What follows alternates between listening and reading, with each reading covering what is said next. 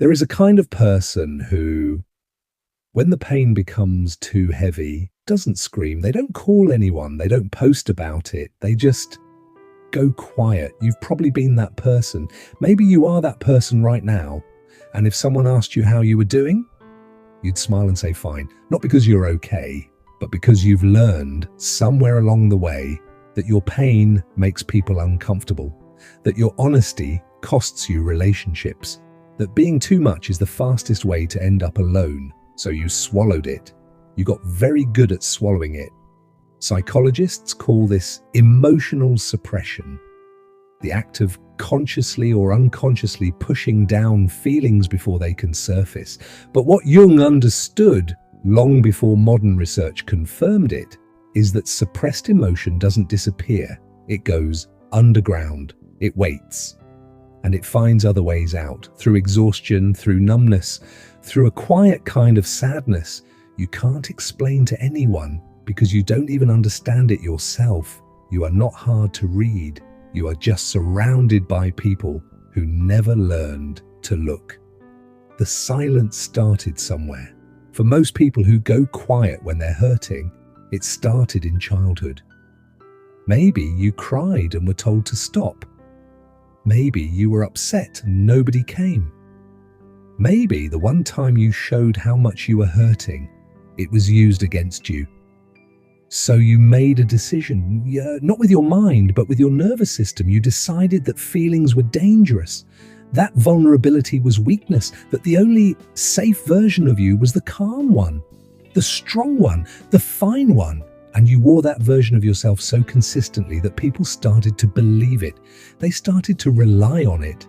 They started to call you their rock, not knowing that rocks don't have feelings, not knowing that even the strongest things eventually crack under enough pressure. Here's what nobody tells you about people who go quiet when they're hurting. They're not okay with being alone in it. They're not strong enough to not need anyone. They are desperately, silently hoping that someone will notice, that someone will sit down next to them and say, I see you. Not the version of you that's holding everything together. The real you, the tired one. The one who's been carrying this for too long. The quietest cries are the ones nobody hears, but that doesn't make them any less real. This is what emotional isolation does over time. It doesn't just hurt, it rewires you. Research by Dr. James Pennebaker at the University of Texas found that suppressing emotional experience has direct physical consequences. Weakened immune function, disrupted sleep, heightened anxiety. Your body keeps the score even when your face doesn't show it. And the cruelest part? The more you suppress, the harder it becomes to speak. The silence becomes a habit. Then the habit becomes an identity. And one day you realize you've forgotten how to ask for help. Not because you don't need it, but because some part of you stopped believing anyone would actually show up. Here is what I need you to hear. Going quiet is not weakness. It was protection. It was the most intelligent thing your nervous system knew how to do with pain that had nowhere safe to go.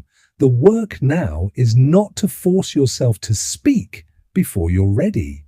The work is to slowly, carefully build the evidence that safety exists, that there are people worth opening to, that your pain, spoken out loud, will not destroy you or the people you love. You don't have to share everything. You don't have to perform your healing. But somewhere, with someone in some quiet moment, let yourself be a little less fine than you pretend to be. You have been strong for so long. It is not weakness to finally let someone else hold some of the weight. You went quiet because the world didn't feel safe enough for your pain. Maybe it still doesn't, but you are still here. Still feeling, still hoping someone will notice. That's not silence, that's survival. And survival, no matter how quiet, is still a form of fighting back.